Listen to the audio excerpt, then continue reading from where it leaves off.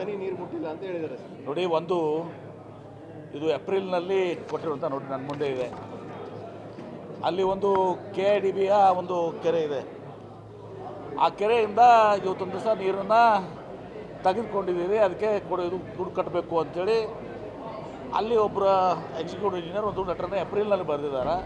ನಾನು ಈಗಾಗಲೇ ಭಾಳ ಸ್ಪಷ್ಟವಾಗಿ ಹೇಳ್ತೀನಿ, ಸಿದ್ಧಗಂಗಾ ಮಠದ ಬಗ್ಗೆ ನನಗಷ್ಟೇ ಇಲ್ಲ, ಇಡೀ ವಿಶ್ವಕ್ಕೆ ಒಂದು ಮಾದರಿಯಾದಂಥ ಒಂದು ಮಠ. ಅದು 16,000 ವಿದ್ಯಾರ್ಥಿಗಳಿಗೆ ಅವ್ರಿಗೆ ಶಿಕ್ಷಣ, ಅವ್ರಿಗೆ ಆಶ್ರಯ ಮತ್ತು ಅನ್ನವನ್ನು ಕೊಡುವಂಥದ್ದು.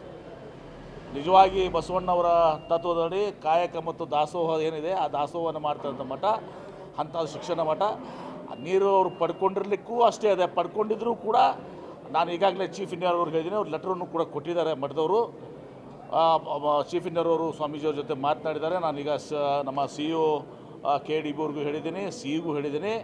ಅದನ್ನು ನನ್ನ ಹತ್ರ ಕಳಿಸಿ ಅದನ್ನು ನಾವು ವೇವ್ ಆಫ್ ಮಾಡಿಬಿಡ್ತೀವಿ, ಪ್ರಶ್ನೆನೇ ಇಲ್ಲ. ಅವ್ರು ಬಳಸ್ಕೊಂಡಿದ್ರು ತಪ್ಪಲ್ಲ, ಯಾಕಂದ್ರೆ ಅವ್ರೇನು ಮನೆಗೆ ಬಳಸ್ಕೋತಾಯಿಲ್ಲ, ಸ್ವಂತಕ್ಕೆ ಬಳಸ್ಕೋತಾ ಇಲ್ಲ, ಮಠದ ವಿದ್ಯಾರ್ಥಿಗಳು ಬಳಸ್ತಾ ಇದ್ದಾರೆ. ಹೀಗಾಗಿ ಅದು ಪ್ರಶ್ನೆ ಇಲ್ಲ. ನಾನು ಸ್ವಾಮೀಜಿಯವ್ರ ಜೊತೆ ನಾನು ಕೂಡ ಮಾತನಾಡ್ತೇನೆ.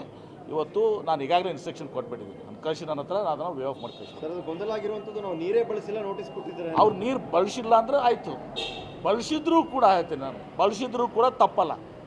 ಯಾಕಂದ್ರೆ ಅವ್ರೇನು ಸ್ವಂತಕ್ಕೆ ಬಳಸ್ತಾರಾ?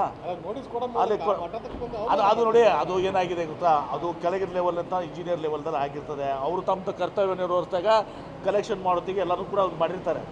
ಆದರೆ ಒಂದು ಅಲ್ಲಿ ನೀರನ್ನೇ ಬಳಸ್ಕೊಳ್ಳಾರ್ದೆ ಉತ್ತರಸೇನ ಮಾಡಿದರೆ ಅದು ಭಾಳ ಅದನ್ನು ವೆರಿಫಿಕೇಷನ್ ಮಾಡ್ಕೋಬೇಕಾಗಿತ್ತು ಅವರು. ತಾವೇನು ಹೇಳ್ತಾ ಇದ್ದೀರಿ ಅದನ್ನೂ ಕೂಡ ನಾನು ಕ್ರಾಸ್ ಚೆಕ್ ಮಾಡ್ತೀನಿ. ನನ್ನ ಗಮನಕ್ಕೆ ಬಂದಿಲ್ಲ. ಇದು ಬಂದಿದ್ದರೆ ಅದು ಉತ್ತರಸ ಅದು ತಪ್ಪು. ಆವಾಗ ಅವ್ರ ಮೇಲೆ ನೋಟಿಸ್ ಕೊಡ್ತೀನಿ. ಅವ್ರಿಗೆ ಯಾರಿದು ಮಾಡಿದಾರೆ ನೋಟಿಸ್ ಕೊಡ್ತೀನಿ. ಬಳಸ್ಕೊಳ್ಳಾರ್ದೆ ಬಳಸ್ಕೊಂಡಿದ್ರು ತಪ್ಪಿಲ್ಲ ಅಂತ ಹೇಳ್ತೀನಲ್ಲ, ಇನ್ನು ಮುಂದೇನೂ ಕೂಡ ಅವ್ರು ಬಳಸ್ಕೊಂಡ್ರು ತಪ್ಪಿಲ್ಲ. ಯಾಕಂದ್ರೆ ನಮ್ಮ ವೈಯಕ್ತಿಕವಾಗಿ ಅವ್ರು ಮಠಕ್ಕೆ ಯೂಸ್ ಮಾಡ್ತಾ ಇದ್ದಾರಾ? ಮಠ ಯಾರಿಗೆ? ಮಕ್ಕಳ ಸಲುವಾಗಿ ಅದು. ಪ್ರತಿ ವರ್ಷ 10,000 ಮಕ್ಕಳಿಗೆ ಅವರು ಆಶ್ರಯ ಕೊಟ್ಟು, ಅನ್ನ ಕೊಟ್ಟು, ಶಿಕ್ಷಣ ಕೊಡ್ತಾ ಇದ್ದಾರೆ. ಇಂಥ ಒಂದು ನಮ್ಮ ಪ್ರಪಂಚದಲ್ಲಿ ಶ್ರೇಷ್ಠವಾದಂಥ ಒಂದು ಮಠ ಸಿದ್ಧಗಂಗಾ ಮಠ.